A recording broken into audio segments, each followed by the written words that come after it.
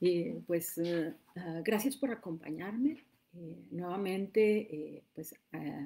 Gracias a la invitación de Cultura de San Pedro y gracias también al programa Círculos de Crianza de los martes a las 10 de la mañana.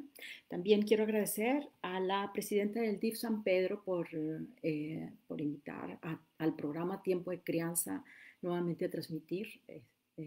También quiero agradecer a la a la directora del DIF San Pedro, la licenciada Corina Galdamés, y pues bueno, pues muy especialmente también a Mónica Estrada, que nos abrió las puertas y fue ha sido nuestro eh, punto de contacto con el DIF, ¿verdad? Y pues bueno, con ella comenzamos también el programa Tiempo de Crianza, ¿verdad? Déjenme platicarles, al ratito les voy a platicar un poquito, primero déjenme me presento.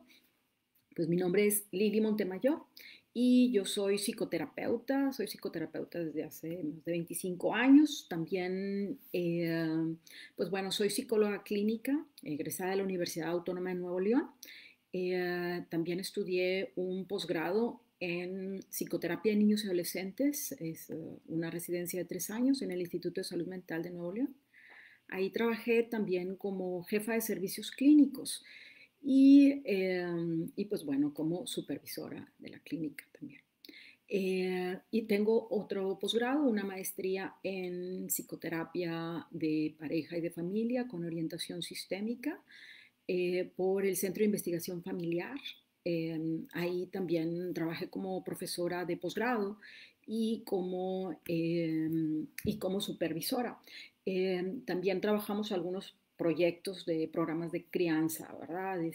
Justamente, pues bueno, ahí también tuvimos la oportunidad de colaborar juntas, Hanna y yo, que después nos organizamos para hacer el programa de tiempo de crianza, que al ratito les platico un poco. Pero bueno, también, pues bueno, tengo un doctorado que en este momento está en proceso de titulación. Gracias a eso surgió Tiempo de Crianza. Eh, y en el SICAM es un doctorado en humanidades. Pues bueno, ahora déjenme platicarles un poquito qué es Tiempo de Crianza. Pues Tiempo de Crianza es un podcast que eh, eh, realizamos como un proyecto de tesis. Hanna y yo les decía que habíamos estado trabajando un tiempo en CIFAC. Nosotros somos amigas desde hace muchos años. Entonces, pues bueno, es fácil cuando tienes una amiga con la que te entiendes muy bien y pues te empuja también a hacer cosas que quizá a ti te causarían miedo o no te atreverías. Y pues bueno, así nos hemos empujado una a la otra a hacer cosas diferentes. Y pues entre ellos, pues bueno, la tesis. Empezamos a trabajar con un modelo sobre parentalidad y para este modelo queríamos utilizar podcast, queríamos una tesis que fuera muy aterrizada en el trabajo con las familias, que fuera directamente a la utilidad, ¿verdad? Entonces, más que se quedara ahí como empolvadita, que pudiera utilizarse. Entonces, bueno, trabajamos esta tesis y pues bueno, la trabajamos justamente con Mónica Estrada, ¿verdad? Del CAP, con Carmen Moreno, con Mónica Durón. Hicimos los primeros 5 episodios para ver qué resultados podría tener en la parentalidad de los papás, cómo podía ayudarlos. Y pues bueno, tuvimos resultados muy positivos. Para hacer estos 5 podcasts, déjenme platicarles que primero, pues bueno, tratamos de hacer un formato y para este formato nos ayudó nuestra directora de tesis, la doctora Elizabeth Sánchez Garay, y pues bueno, y ahí fue donde conocimos, bueno, conocí a Rudy, que es amigo de Hannah y es amigo de Charlie, el esposo de Hannah. Y pues bueno, primero le pedimos de favor por pues sí, le comentamos que queríamos hacer este proyecto Y él pues nos hizo el favor, ¿verdad? De estos primeros 5 episodios, ayudarnos con la producción, la grabación, todo el aspecto de sonido, ¿verdad? Que ese es el tema fuerte de Rudy. Y pues bueno, nos fue tan bien en estos primeros 5 podcasts que pues le platicamos los resultados y pues él se ganchó también con esta parte de aportación que puede tener, aportación social, el podcast, que está accesible para todo mundo. Entonces, pues también de manera voluntaria se unió a nosotros y ha estado trabajando pues desde el inicio. Pues bueno, él es papá también, entonces, pues se unió a la causa. Así que pues es un proyecto que hemos estado disfrutando mucho. Ahorita ya llevamos eh, cerca de 29 episodios. En este último platicamos sobre cómo detectar abuso sexual infantil. Así es que pues los invito a escucharlos si aún no lo han escuchado. Vale mucho la pena. Pues bueno, ahora bien, en esta ocasión vamos a platicar sobre el miedo, ¿verdad? Este, y el miedo en los niños. Entonces, me gustaría que comenzáramos por estas primeras preguntas que tenemos aquí. ¿Se ven? Sí. ¿Qué es el miedo? ¿Es normal tener miedo? Pues bueno, ¿qué es el miedo? Pues sí, sí es normal tener miedo. El miedo es una reacción automática de nuestro cerebro, es neurofisiológica y también psicológica. Es una función que nos va a alertar de cualquier peligro. Entonces, por ejemplo, a un niño le va a impedir que, si no sabe nadar, que se tire a la alberca, ¿verdad? O que se tire al río, o que se tire al agua. Esta reacción de miedo va a ser también autoprotectora. Entonces, pues los miedos también son necesarios, ¿verdad? Justamente para detener acciones que pueden ser riesgosas. Entonces, les decía que pues es una reacción neurológica porque cuando sucede un evento, la amígdala se activa. Es, entonces genera una cascada de reacciones que todos hemos sentido, ¿verdad? Esta pues sudoración, aceleración del ritmo cardíaco, ¿verdad? Entonces, la amígdala se activa y entra en comunicación con el córtex sensorial. Y el córtex sensorial pues se encarga de con los sentidos, con la vista, con la audición, comprobar si es una situación de riesgo o no, y al mismo tiempo conectarlo con el hipocampo para la memoria y para ver si realmente es peligroso o no y hay que correr o se puede no quedar. Entonces, esta es la reacción fisiológica del miedo. Entonces, eh, esto también esta reacción también va a permanecer en la memoria y se va a activar ante otra situación similar. Entonces, decíamos, eh, ¿es normal tener miedo? Pues sí, sí es normal tener miedo. Eh, el miedo es también un síntoma de algo, ¿verdad? Es, es también un indicador de que algo pudiera estar pasando en la vida del niño, de que algo pudiera estarle sucediendo, ¿verdad? Entonces, y pues a mí me gustaría, hablamos ya del aspecto normal del miedo, que es este factor de autoprotección, pero me gustaría platicarles también del miedo como un síntoma. Y el miedo pues también puede ser un síntoma, por ejemplo, de la vez pasada, más bien platicábamos en un podcast sobre la fobia escolar. En la fobia escolar, pues el niño puede empezar a tener miedo, y el miedo es solamente un síntoma y puede ser reproducido por diversas situaciones, por ejemplo, porque un niño lo está molestando o porque le da miedo separarse de sus papás. Entonces ahí es solamente un síntoma. Entonces a mí me gustaría diferenciar el miedo de la fobia de la ansiedad y del trastorno de ansiedad.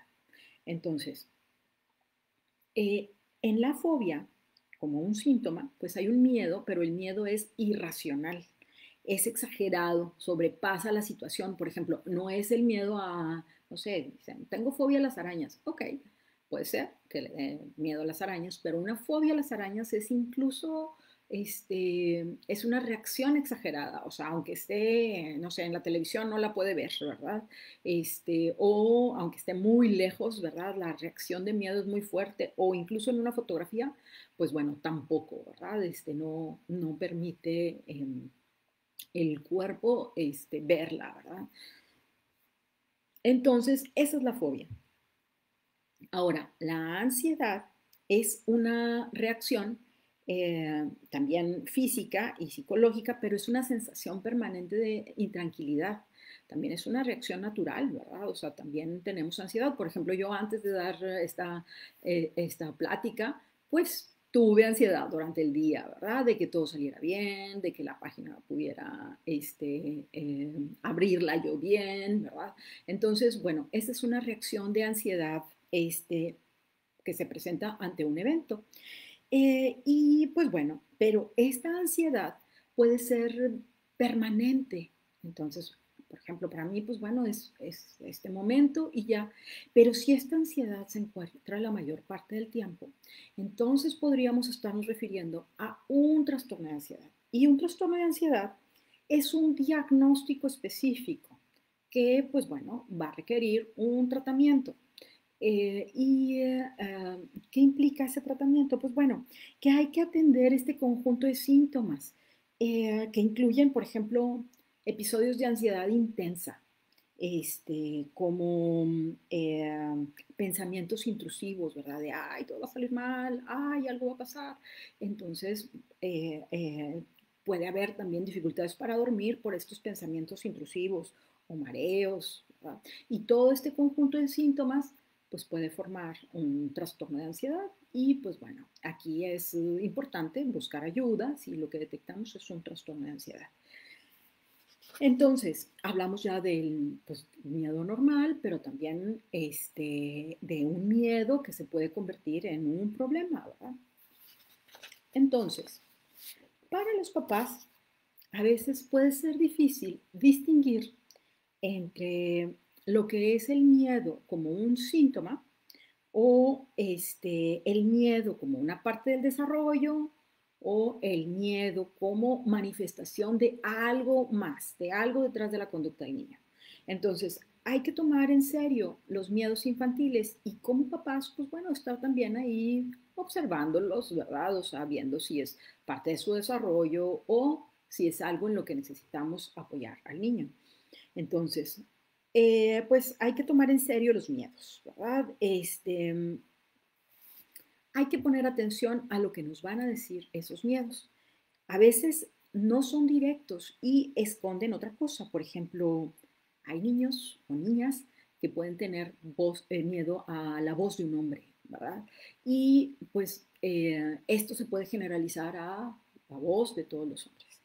Y entonces puede estar asociado a una situación que para la niña fue muy estresante, que para la niña le causó mucho impacto y entonces lo generalizó a todas las voces.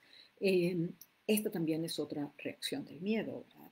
Entonces el rol de los papás pues es importante al escuchar y al acompañar a los niños para transmitirles seguridad y confianza, ¿verdad? en, en, en esta parte de los miedos. Ahora, ¿cómo los niños adquieren los miedos? Pues bueno, tenemos aquí diferentes tipos. ¿Se ve? Sí. Los miedos clásicos del desarrollo, los miedos adquiridos por la separación y los miedos copiados. ¿Qué es esto? Pues bueno, esto es para poder entendernos, pues una pequeña clasificación para poder entender como de dónde le van a llegar a los niños estos miedos. Pues los miedos clásicos se refiere a los adquiridos de acuerdo a la etapa del desarrollo. Por ejemplo, en los primeros meses, la, la reacción de un ruido fuerte del niño puede ser de llanto Y esta quizá puede ser como algo reflejo, ¿verdad? A un peligro o a que algo pueda suceder. Entonces, este es el inicio, pero conforme el niño va teniendo más conciencia del exterior y del medio ambiente, pues este miedo se va transformando y vemos que, por ejemplo, a los 8 meses hay algo que en psicología le llamamos angustia del octavo mes. ¿Por qué? Porque los niños se percatan de que los papás pueden de pronto ya no estar ahí cerquita o se pueden tardar más tiempo y los niños pueden empezar a presentar este miedo de separación, ¿verdad? A los 8 meses porque empiezan a hacerse, eh, a constatar, ¿verdad? Que pueden no ver en un momento a los papás y cuánto tiempo se tardan los papás. Entonces, se presenta este miedo a los 8 meses. Después, entre los 2 y 3 años, más o menos como a los 2 vemos que ustedes saben que los niños empiezan a aprender a avisar para poder ir al baño, ¿verdad?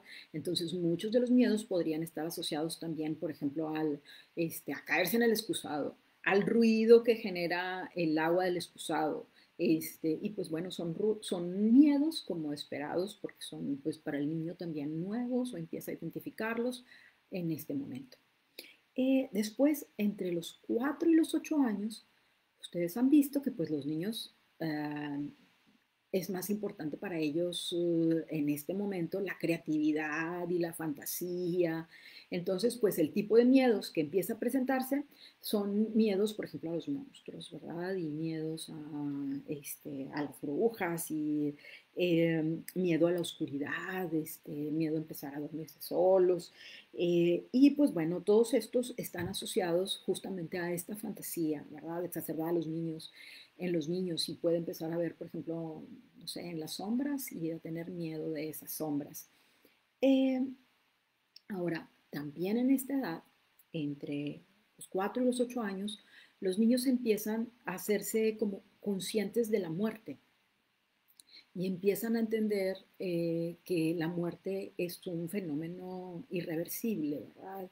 Entonces, ya sea por la muerte de alguna mascota o por la muerte de un ser querido, el niño empieza a entender lo que eso causa, lo que la pérdida de una causa, lo que la pérdida de una persona que ama causa, ¿verdad? Entonces, pues el niño empieza a tener miedo a la muerte, o a la muerte de alguno de los padres, o a la muerte de él mismo, eh, o de los abuelos. Esto es, pues bueno, entre los 4 y los 8 años. Después, entre los 8 y los 12, los niños están como muy conscientes de su acción y de lo que repercute como su imagen en el exterior. Entonces, los miedos pueden estar concentrados como principalmente al rechazo del grupo, a no tener amigos, a cómo va a ser visto por los compañeros de la escuela. Y pues bueno, entonces en la adolescencia vamos a encontrar que estos miedos se van a ir como acentuando y entonces vemos que pues no quieren que vean a los papás y que se acerquen porque pues les va a dar un poco de miedo como que qué piensan de ellos, ¿verdad? O a veces como a que el grupo no apruebe lo que dijo o a decir algo y luego qué van a pensar de lo que dijo. Entonces, pues bueno, son miedos sociales principalmente en la llegada a la adolescencia. Después platicábamos de los miedos adquiridos. Hablamos de los miedos clásicos, los miedos adquiridos por la experiencia y los miedos copiados, ¿verdad? Entonces, dentro de los miedos adquiridos por experiencia, pues aquí los niños ya tuvieron una experiencia previa, es decir, ya vivieron algo, por ejemplo, fueron con el pediatra, vieron el consultorio muy lindo, había juguetitos, pero les pusieron una vacuna. Y entonces, después de esa vacuna, pues el niño ya no va a querer entrar al consultorio del pediatra, ¿verdad? O sea, sí, la experiencia fue desagradable. Entonces, estos son los miedos que van a ser de acuerdo a lo que el niño experimentó. O, por ejemplo, después de presenciar una pelea de los papás, puede el niño empezar a tener miedo a separarse de alguno de los dos, o puede tener miedo de dormir solo Y pues este miedo puede representar como el no querer dejar a uno de los papás o a que algo vaya a suceder, o estar como muy a la expectativa de lo que pasa, ¿verdad? Entonces, estos son los miedos adquiridos.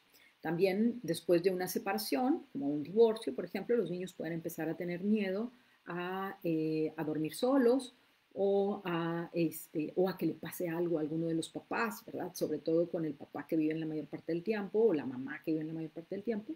La niña o el niño puede empezar a tener miedo a que algo le suceda o a que alguno de los dos lo abandone. Y pues bueno, estos son por una experiencia, ante una experiencia de que uno de los papás cambió de casa, por ejemplo. Entonces, después tenemos el tercero que decíamos, que es el miedo copiado. Y de los miedos copiados, de este tenemos mucho también que decir. De los miedos copiados, gran parte van a ser por los papás o por los hermanos que aprendieron a tener miedo a las cosas. Por ejemplo, un niño que está aprendiendo a nadar, si uno de los papás tiene mucho miedo a meterse o una reacción fóbica a algo, es probable que el niño también lo vaya a percibir como amenazante. O a los perros, por ejemplo. Si uno de los papás tiene miedo o fobia a alguno de los perros, los niños también pues, van a tener esta reacción. Si en cambio están acostumbrados a las mascotas y es parte de la casa, pues el niño va a tener esta cercanía y esta confianza para jugar y acercarse con el perro. Entonces estos van a ser miedos copiados. Este, eh, Aquí los papás, pues bueno, hay mucho que pueden hacer al respecto, ¿verdad? De estos miedos, por ejemplo, como estar muy conscientes de cuáles son sus miedos, incluso listarlos y ver qué tanto o cómo le estoy haciendo para transmitírselo al niño, y cómo puedo yo mismo tratar esos miedos, ¿verdad? Creo que eso es una parte importante.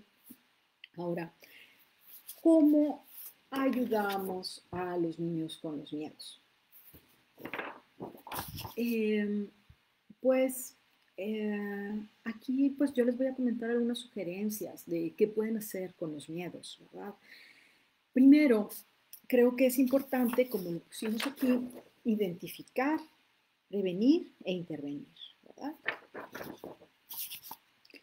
Identificar es cuáles son los miedos que está teniendo el niño. Observarlo, observar su juego, observar si tiene pesadillas o qué es lo que está teniendo el niño.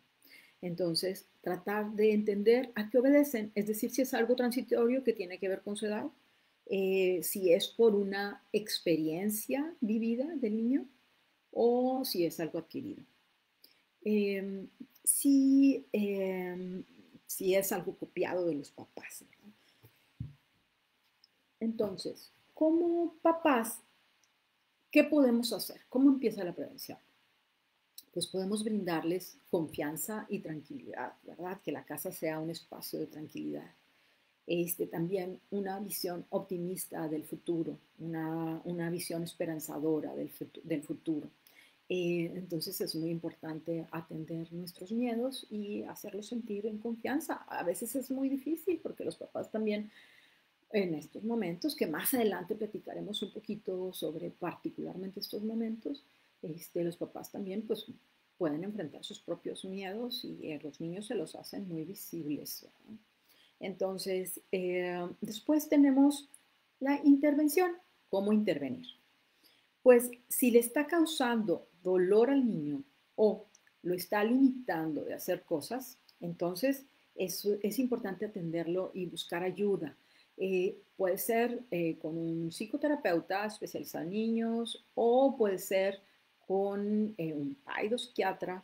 Eh, También en el podcast, en el capítulo 14, perdón, en el capítulo como si fuera un libro, en el episodio 14, platicamos sobre ansiedad de niños y niñas y también hablamos en otro episodio sobre la ansiedad de separación.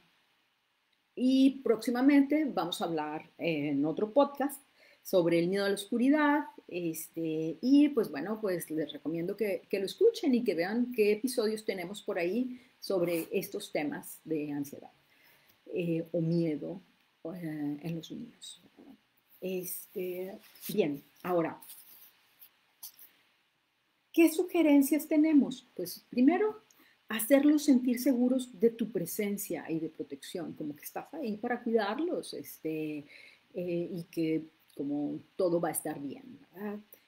También es importante mencionar que pues si se favorece un clima agradable y de paz en la casa, pues todo puede funcionar mejor, ¿verdad?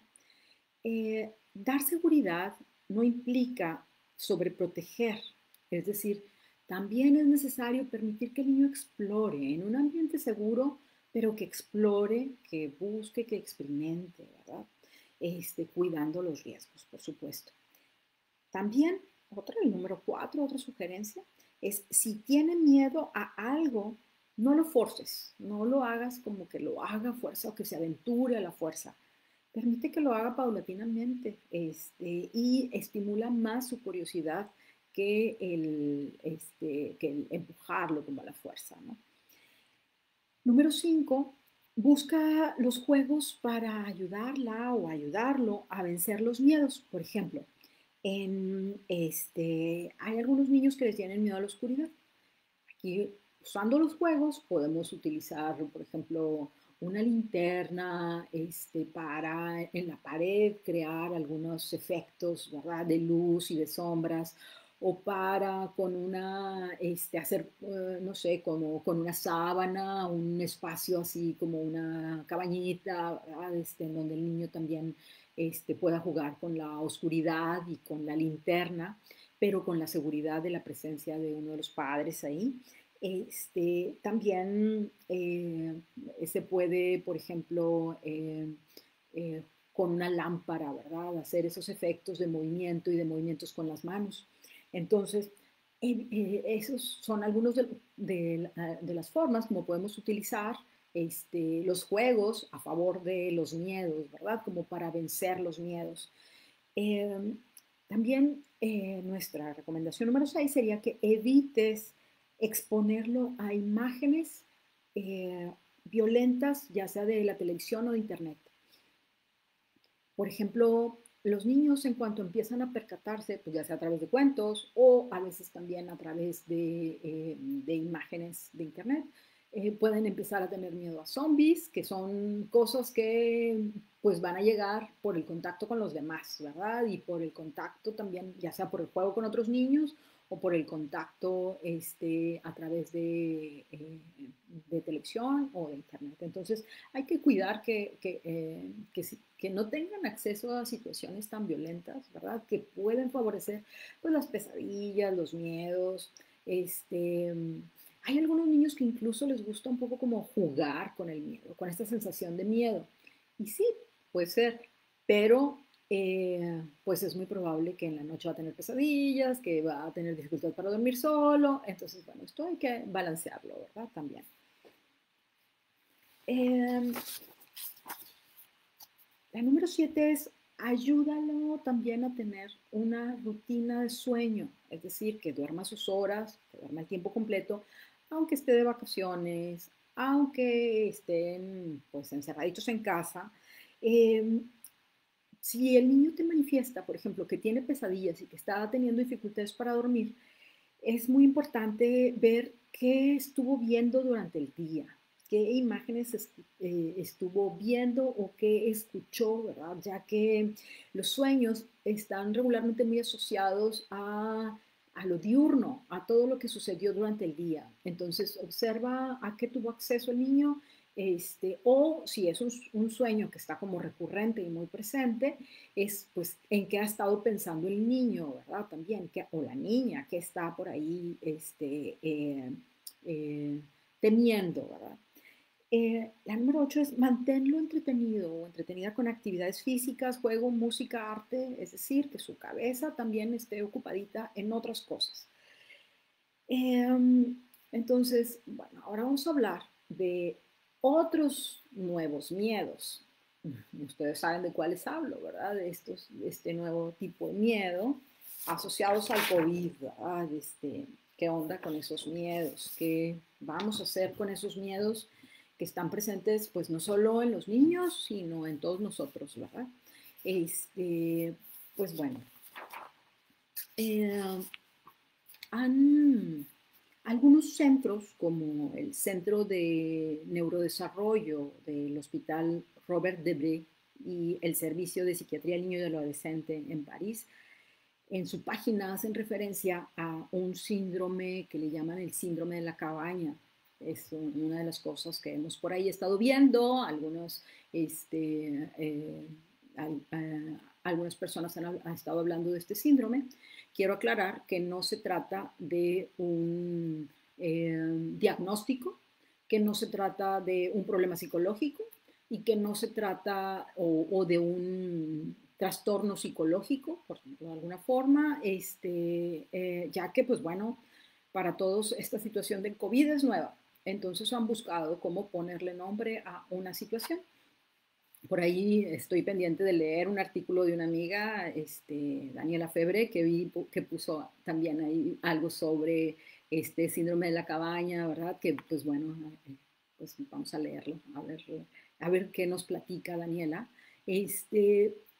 Pero, pues bueno, quiero yo platicarles un poco sobre qué dicen estos centros, ¿verdad? En Francia que estuvieron viendo las reacciones de niños que estuvieron en confinamiento y qué características estuvieron presentando, como qué síntomas. En México, pues bueno, lleva más tiempo, ¿verdad? Algunos niños llevan cerca de 3 meses. Entonces, pues es una situación que puede empezar como pues a alterar o a tener algunas reacciones en los niños. Pero bueno, eh, esto no se trata, lo que ellos mencionan es que se trata de una situación de adaptación, ¿verdad? No es un trastorno ni nada por el estilo, es una adaptación a una nueva situación. Entonces, pero que puede estar trayendo alteraciones. Entonces, a este síndrome de la cabaña mencionan que pueden estarse sintiendo, algunos niños, por ejemplo, pueden sentirse muy contentos al salir, pero hay otros que pueden estar presentando como muchos miedos. Aquí vemos algunas de las cosas que mencionan que son como, a ver si se ve, sí, sí se ve. Que pueden estar, por ejemplo, presentándose como el miedo o pánico a salir. A veces el niño puede ir hasta 10 veces al baño, ¿verdad? Antes de salir de casa.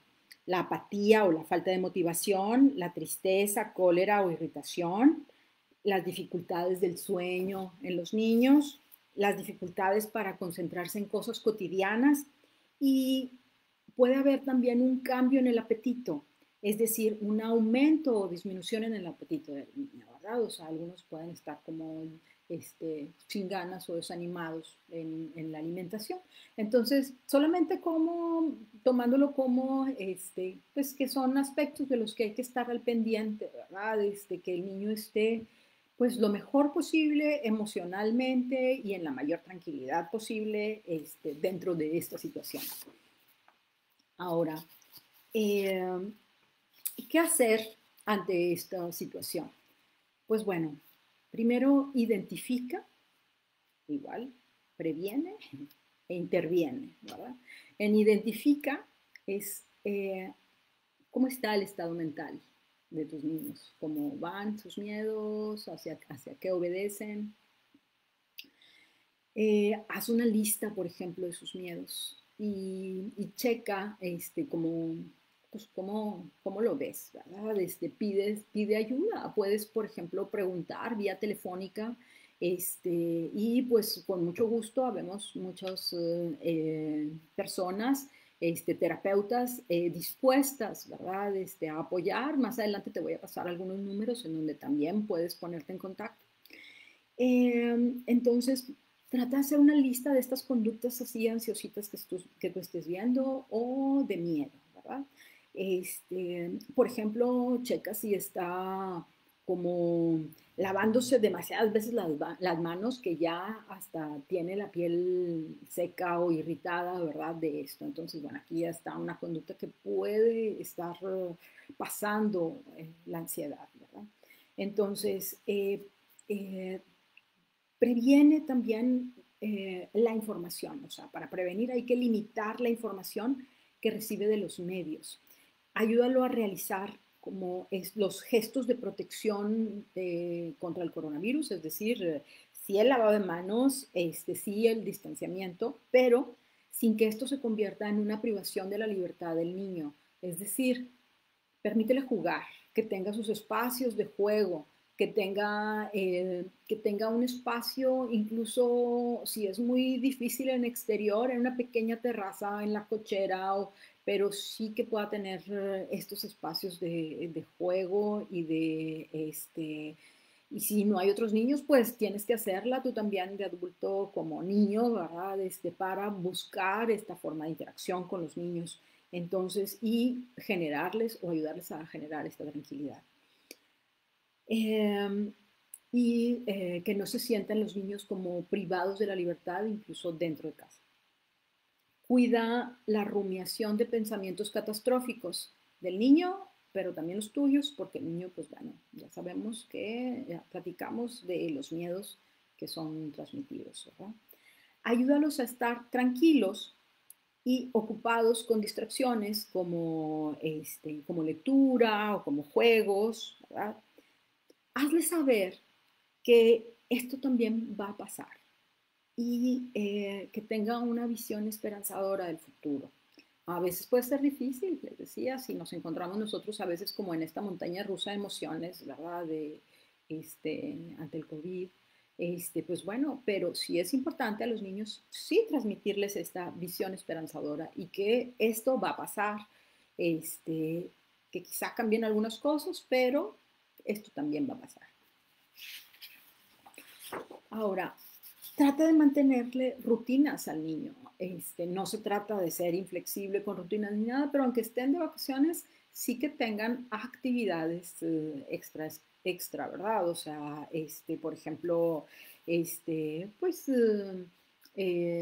su momento de dibujo o su momento de pintar, sus momentos de su hora de comer, su hora de leer. O sea, trata de formarles una pequeña rutina dentro de casa y el fin de semana que se sienta también como un espacio de vacaciones, ¿verdad? De descanso, trata de hacer cosas diferentes en esos momentos, ¿verdad?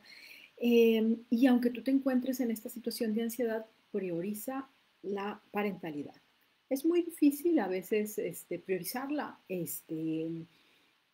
por cómo tú te encuentras. Entonces, si resulta muy difícil, pues trata tú de pedir ayuda o empezar a hacer otras actividades como tú también tu rutina, tu ejercicio, las cosas que te van a mantener también pues de la mejor manera, ¿verdad?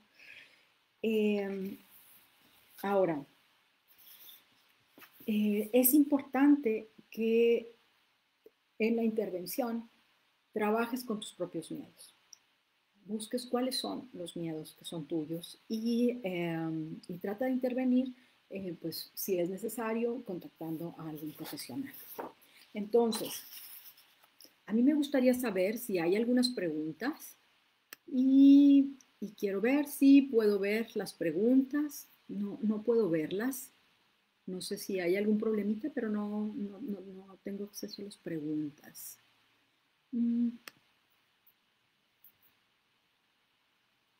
Ok, déjenme ver a ver si logro encontrar.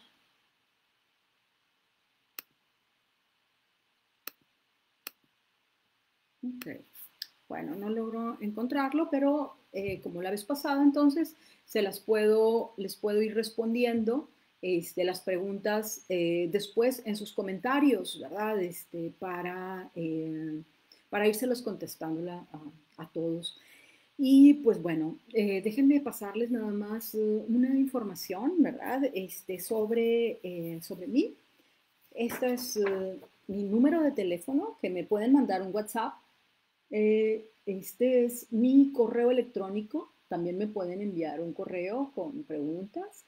Esta es mi página y este es la página de Tiempo de Crianza. Ahí tenemos todos los podcasts, los episodios de los podcasts y tenemos también los eventos, ya que pues a veces grabamos algunas cosas, ya sea Hanna o yo, y pues ahí pueden estar al pendiente de todas las cosas que, pues, que estamos haciendo con Tiempo de Crianza. Entonces, los invito también a que nos sigan en las páginas de Tiempo de Crianza. Tenemos ya sea por YouTube, por Spotify, por Apple Cast o en Instagram, ¿verdad? O por Facebook. Eh, También quiero pues invitarlos a que si ustedes tienen dudas, pues por favor, con toda confianza, háganmela saber. Y aquí están otros números, ¿verdad? Puerta Violeta y hay una corrección del número, ¿ok? Tenemos del CAP, de Participación Ciudadana, ¿ok? De Emergencia San Pedro. Entonces, pues bueno, espero que esta charla les haya sido de utilidad y que puedan ponerlo en marcha con los niños. Y pues bueno, muchísimas gracias a todos ustedes por escucharnos y por apoyarnos en el programa de Tiempo de Crianza. Saludos y pues bueno, déjenme nuevamente, hago otro intento a ver si puedo ver los comentarios.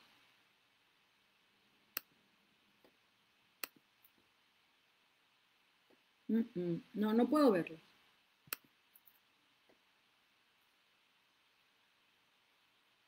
No, no puedo ver los comentarios, pero eh, pero bueno, como les decía hace rato, puedo responderles en un momento. Eh, Gracias. Gracias, saludos a todos.